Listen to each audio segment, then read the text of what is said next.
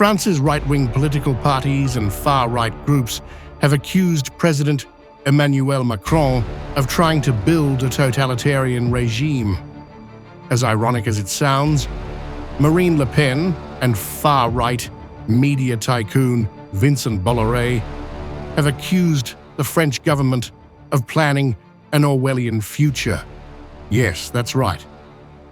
In modern-day Europe, even the wannabe Napoleon looks leftist to the right. In a scathing front-page story of a newspaper owned by Bolloré, a shocking claim was made involving a totalitarian drift and the temptation of a ministry of truth.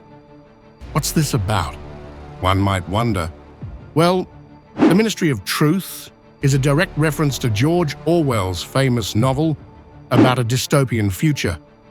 In his book, 1984, Orwell writes about a big brother government tracking every move, conversation, and opinion of its citizens. Orwell writes about the formation of superstates after decades of global and civil wars and crises, following which humanity is reduced to just 3 regimes fighting constantly. In 1984, Orwell's protagonist works at the Ministry of Truth. And what is this Ministry of Truth? Simply put, it is the propaganda ministry, tasked with rewriting history and literature to conform to the superstate's ideology.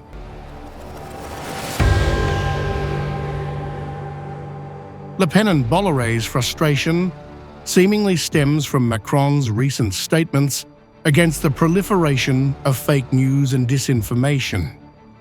We are calling this new battle between the French government and its right-wing rivals a cruel joke, because no independent observer would ever go so far as calling Macron a leftist.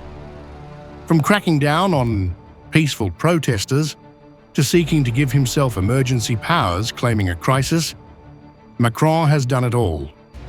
But it seems the final straw for France's right wing was the president's recent endorsement of an initiative by the Reporters Without Borders, or Reporters Sans Frontières, an international non-profit with its roots in France's Montpellier and headquartered in Paris.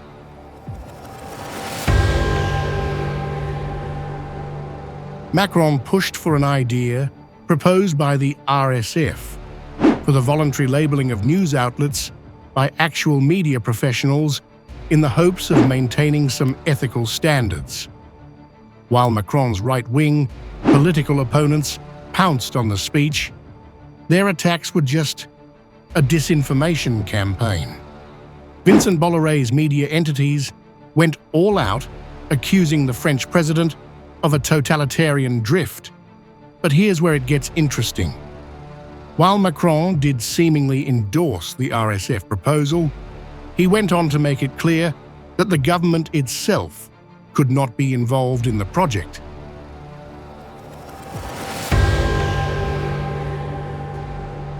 Remember, in the age of the internet and social media, opinions, conjectures, and even gossip travel faster than the truth. A 2018 study conducted by 3 scholars at the Massachusetts Institute of Technology found that fake news travels faster than real news on Twitter. The study found that users, not bots mind you, users are 70% more likely to reshare fake news, and that tweet threads or retweet chains are likely to grow 10 to 20 times more than real news. It doesn't take a scientist to understand the human nature of gossip, but it begs the question: if government safeguards against fake news are totalitarian, and businessmen owners of private media organizations refuse to be held accountable for what they publish, where does that leave you, the viewer?